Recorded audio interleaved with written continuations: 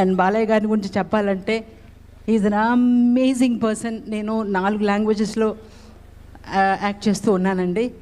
This is almost my first film అనమాట. ఈ successful కాగా ఇలాంటి వ్యక్తిని, బాలయ్య గారు లాంటి మనిషిని నేను నా లైఫ్లో నాకు తటస్థపడలేదు అనమాట. బికాస్ ఆయన పేరు ప్రఖ్యాతులకి ఇంత సింపుల్గా, ఇంత హంపుల్గా ఉంటారు నేను ఊహించలేదు. అసలు నాతో మాట్లాడతారా, ఎదురుగా నుంచుంటారా అనుకున్నాను.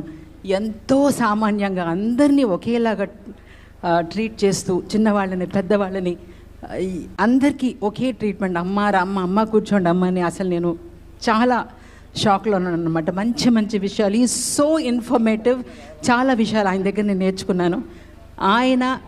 ఆయన స్థితిలో ఉన్న ఎవరు ఇంత డెడికేటెడ్గా ఉంటారా అని నాకు సందేహంగా అనిపించినప్పుడు, ఇదేదో ఆయనకి ఫస్ట్ పిక్చర్ అయినట్టుగా ప్రూవ్ చేశారన్నట్టుగా enthusiasm, energy, I was shocked. మేమందరం ఎండలో నుంచి ఉంటే గిల్టీగా ఫీల్ అయ్యేవాళ్ళం, చెప్పులు వేసుకునే వాళ్ళం షార్ట్ లేనప్పుడు.